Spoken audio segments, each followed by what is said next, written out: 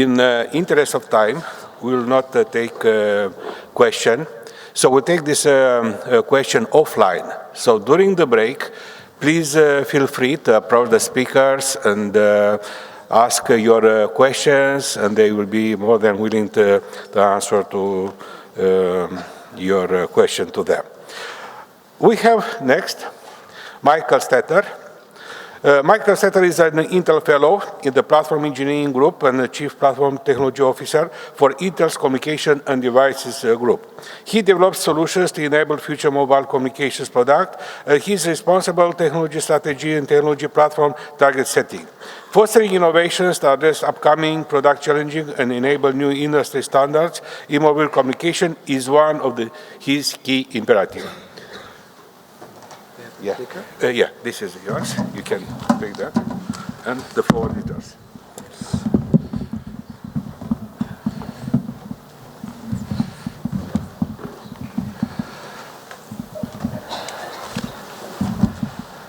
Okay, hello, I'm Michael Stetter, and for some of you who may wonder, I'm not Asha Ketty in a disguise.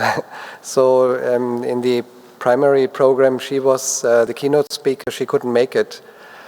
So I was jumping in on short notice, and I give you now the presentation here.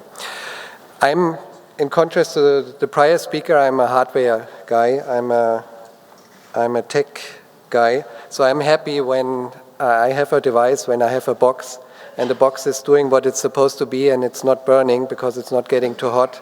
So it's really a little bit more the physical stuff I will be working on. Okay, the content of the talk will be about needs a transformation of wireless landscape for 5G. I was flying in yesterday from Munich. I'm located in Munich, and last minute, so my plane arrived at 11 p.m. And I was doing all the presentations on the plane on short notice, so I tried to get the presentation out from the plane network. It didn't work because it simply was too big, the file. Then I was trying to send it out from the airport, the local network there. It didn't work out because it was too big, so finally I could send it out in the hotel, but it took, whatever, 15 minutes or 20 minutes to get the presentation out. So this is really something I will be looking for in the future, that 5G will help here also from a very practical standpoint of view to make the things a little bit faster and a little bit more reliable. And this is also what I want to lead you through. So what is Intel's game in the whole thing here? We had very recently an Intel Fellows conference, so it was an internal conference. Aisha Evans, she's our general manager of the group. She was being asked from the fellows, from the Intel fellows, okay, what is 5G about? And what is it really 5G? And basically she said she doesn't know. It's a journey at the end. And hopefully there are a lot of new businesses being enabled. Hopefully there's much faster speed. But what is the main point Intel is contributing to the whole thing is really going the journey, so doing the learning and so on. So what you will see today in my presentation, it's mainly about the thinking of the platforms we are providing for us to do learning, for Intel to do learning, but also for the platforms where we do learning together with our partners in the future. And by doing that learning, by doing that journey, I think we will figure out how to do it and what kind of business models we need in the future, and then also what kind of technical solutions we will be looking for. Okay, just to give it a little bit a context, I mean, I guess you have seen it before, but the main point here I want to make is really about what kind of evolution we think this is. It's not going to work. So I do it out of memory. Let's see.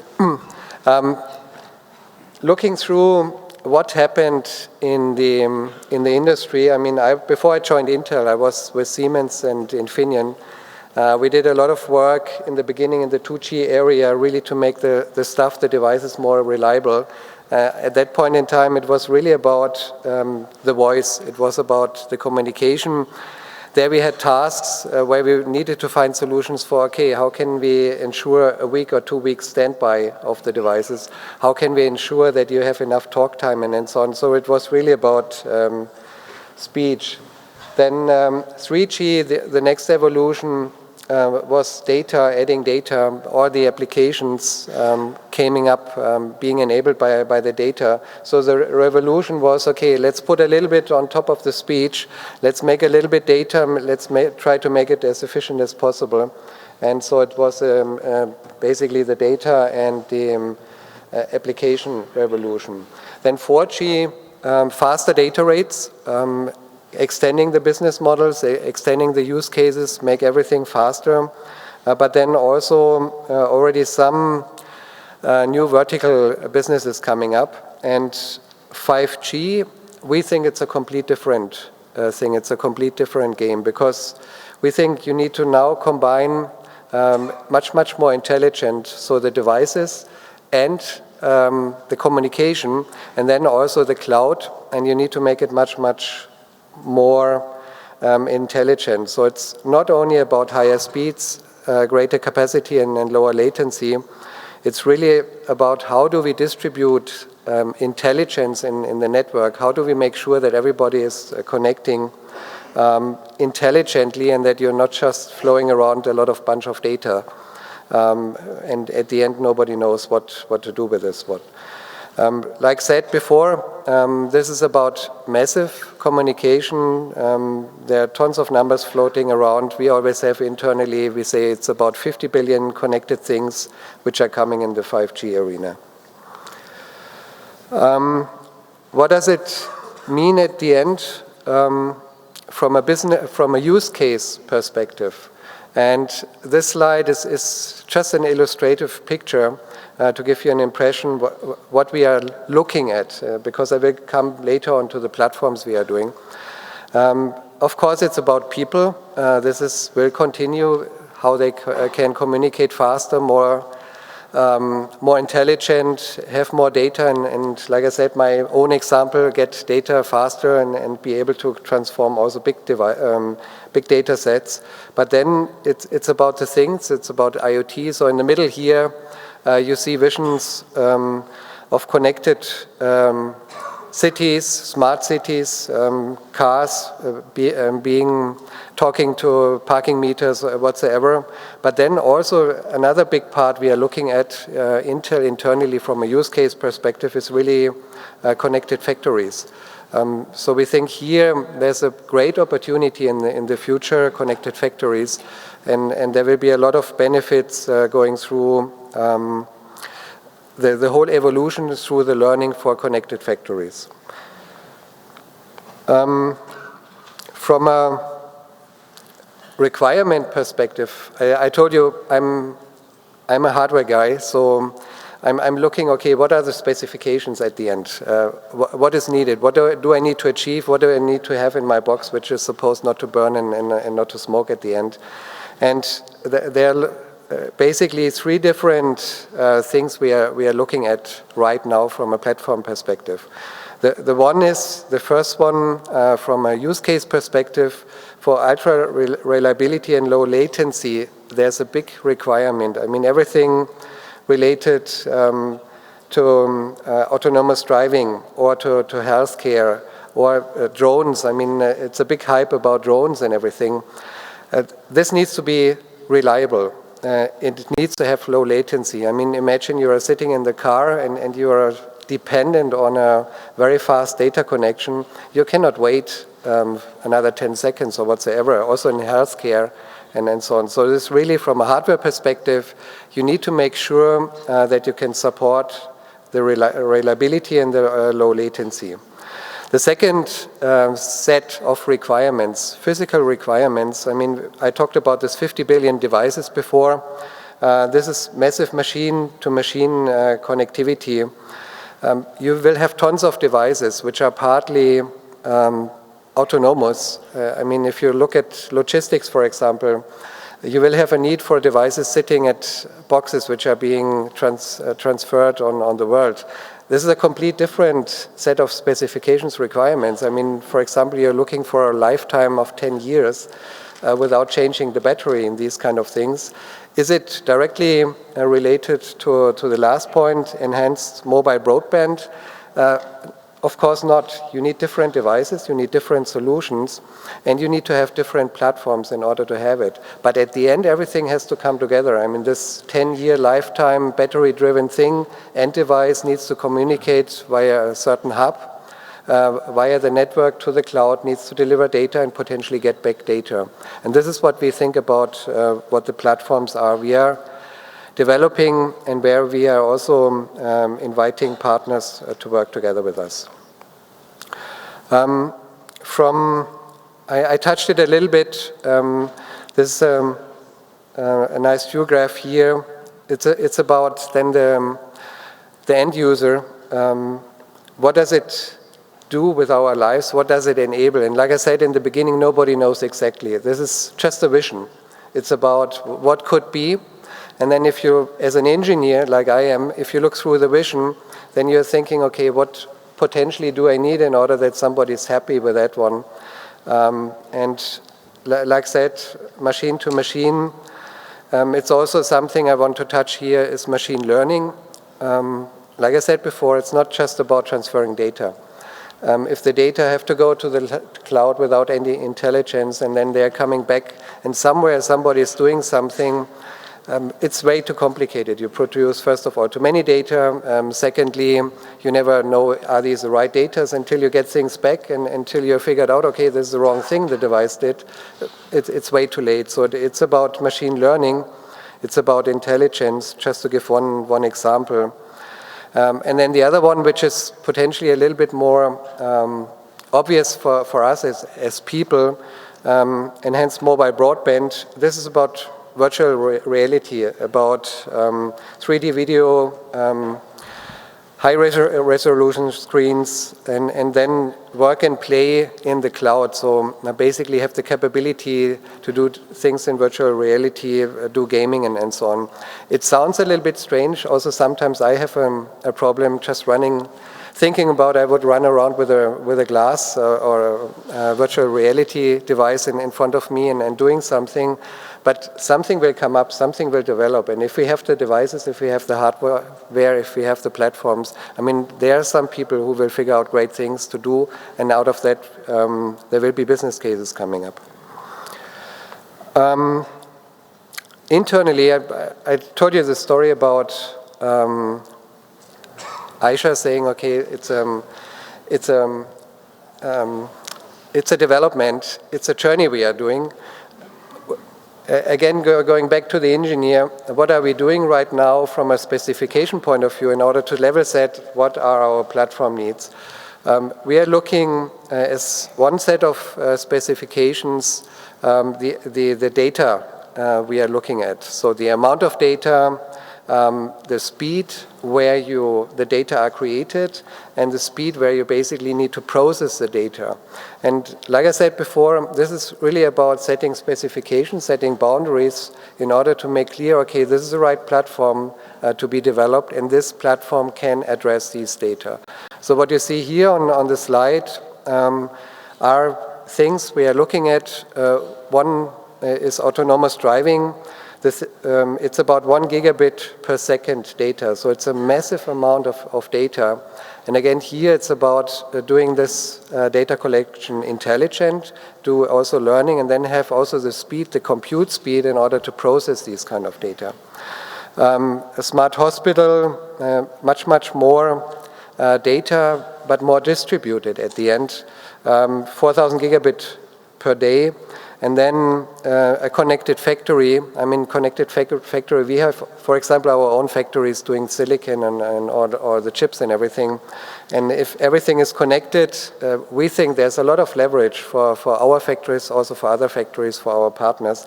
This will be a set of data, 1 million gigabyte per day. And this has to be processed. This needs to be intelligently analyzed, and then a feedback loop back to the devices. And out of this, this is what we think is driving at the end the business and where we are working on. Industry trends, it's a combination of what are the trends, what are potential new use cases, and what are new requirements. Just to pick out maybe a couple of things with respect to the requirements. I mean, it's about throughput, for example.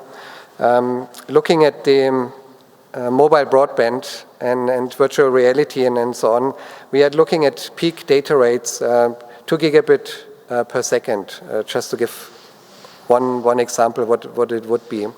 And if you assume a mobile device today, I mean, you have roughly a tenth of it if you have a very good network connection at the end. Most of the time it's much lower. And now you're going forward, and again you need to build a device which can process it. And today, just as a rough ballpark, if you say, okay, for this a factor of 10 or a factor of 20 or 30 lower data rate, you need half a watt roughly in your mobile device. And if you now multiply it and simply say, okay, I'm doing it differently, but I stack it and I beef it up, this will never work because it will get too hot. At the end, you cannot hold it anymore, and so on. So it's really the challenge we have also as a community. We need to go through all these solutions we need for the future in order to provide these kind of data rates. And the other one is, I mentioned it before, for the end devices being in logistic or so, where you need to, for example, have 10-year lifetime from a small battery. I mean, this is really about how can I possibly manage that one, have as low leakage current as possible. And this is a complete different application compared to the mobile broadband. But we need to have solutions for all of them simultaneously. Otherwise, the whole system doesn't work. And this is what the platform concept is about. Really look through end to end, and then look through, okay, where do I need to do what in order to be able to provide something. Picking out 4 technologies we are actively working on, and we are working together with our partners. And these technologies you see listed here on the slide. One of the technologies, mobile broadband, pretty trivial. I mean, you need another frequency in order to have these band widths. This is really about millimeter wave. So we have a lot of activities internally in order to provide capabilities, first of all, to produce the millimeter waves, then to transport them, receive them, and then simultaneously have all the networking capabilities underneath. The second one is narrowband IoT. Again, this is complete different. This is for the end devices being in logistic games, for example. Here it's about very low bandwidth, very low power consumption, very long lifetime. Then the other innovation is LTE Wi-Fi evolution. I mean, we need to work in the licensed band, in the unlicensed band. It's really about combining the two, doing the handover. This is also the third part of our innovations. And then the last one related to the millimeter wave, it's about the antenna arrays. I mean, millimeter waves, I guess you know, I guess you have heard it before. They are blocked by almost everything. So it's not a trivial thing. You cannot just have an antenna and then you have a device somewhere and you don't care what is in between. You need to be much more intelligent also from a solution space. And this is the key we are looking at is here really beamforming. In order, intelligent beamforming, I mean, you need to figure out, do you have a line of sight or you don't have a line of sight? If you don't have a line of sight, you need to understand it, and then you need to redirect your beam, use reflections or whatever it is in order to be able to port the millimeter waves. And a key element in that one is really the antenna arrays, because first of all, you don't want to burn a lot of power. They need to be small. At the end, you want to put them in a form factor device you have in your pocket somehow. And still you need to be able to do the beam forming. And this is really an engineering challenge, a platform challenge, and a solution challenge. So this is also one of the key things. It's really also including packaging and everything. The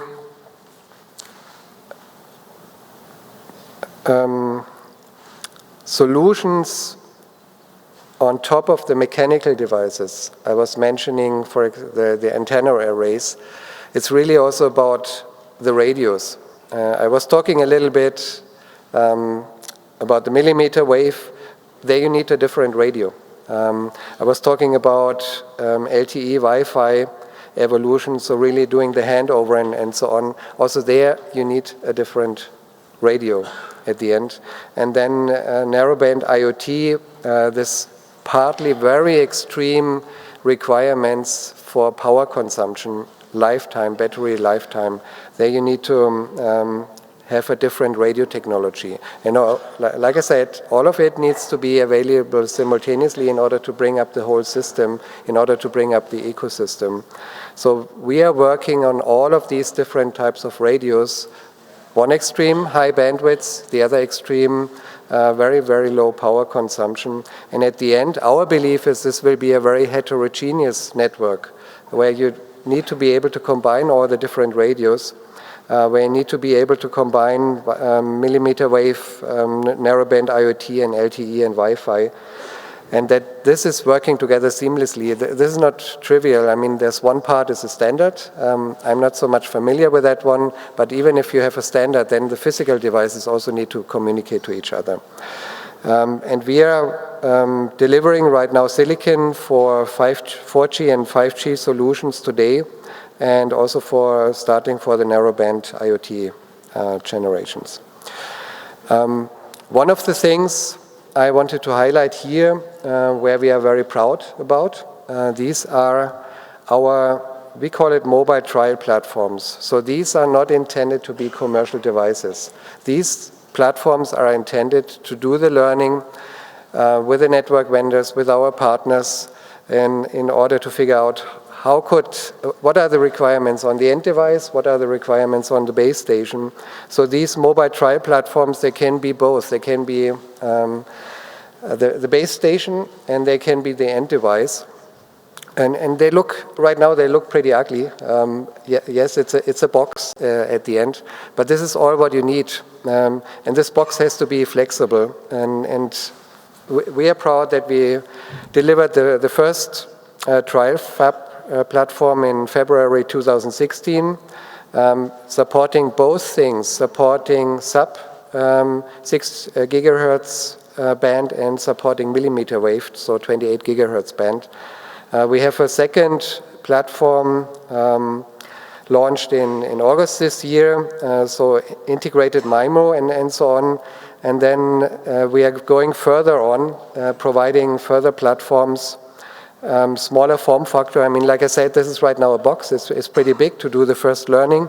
It's FPGA based, the whole thing, in order to be flexible, in order also to be able to do the protocol stack and all the software on top of it. But we are very proud on it because we are using it together with tier 1 service providers and in 5G network testing, so millimeter wave network testing. And we learn quite a lot of things out of that one, which is pretty important. From a roadmap perspective, just a little glance what we are working on and how does it fit in the time frame. I was talking about the technologies, LTE, millimeter wave, narrowband IoT being worked on right now. Then we are looking for a public showcase of 5G devices, so not just the platform, the prototyping platform, the trial platforms, really 5G showcasing with real devices 2018, 2019. And then we think, looking at the industry, there will be a first commercial network around about 2020. So this is what is driving us from a timeline perspective, just to give you some context. I was touching a little bit the millimeter wave part, its generation, its power, it's also antenna arrays and so on. We are also working very, very actively on that one, providing all the capabilities at the end really to have a form factor device.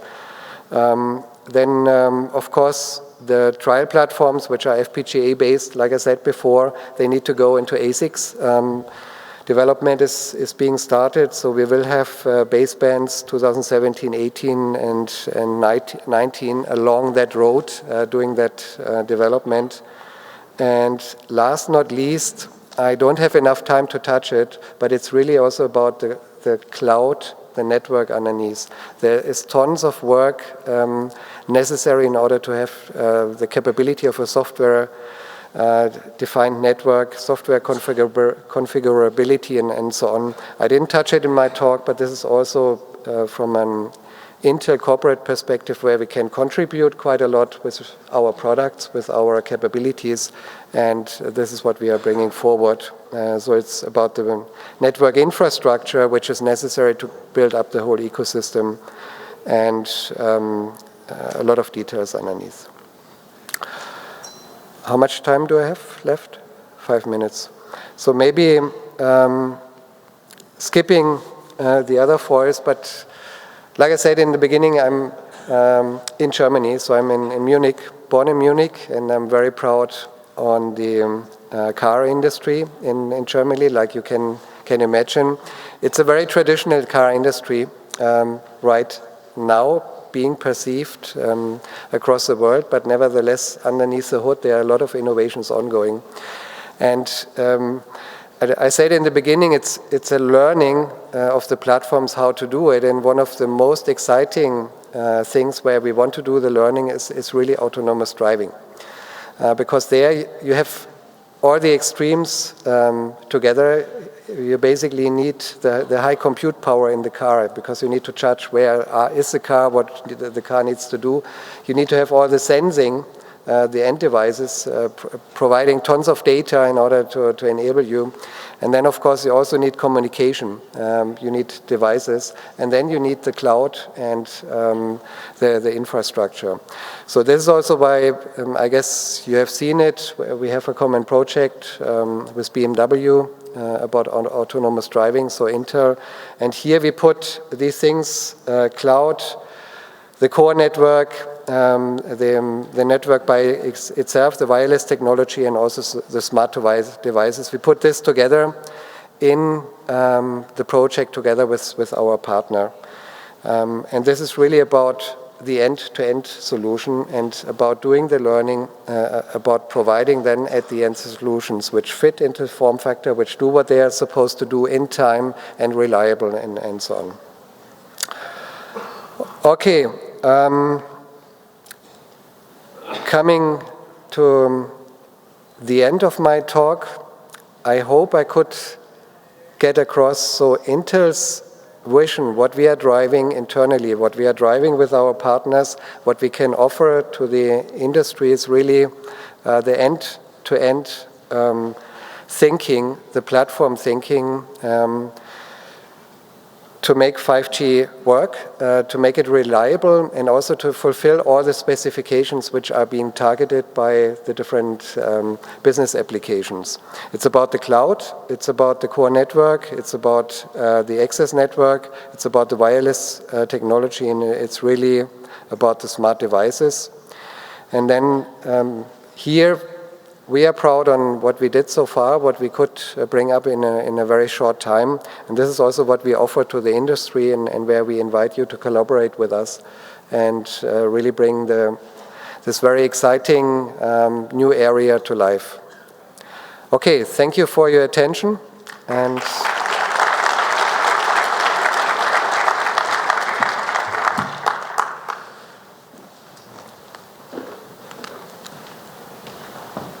Thank you.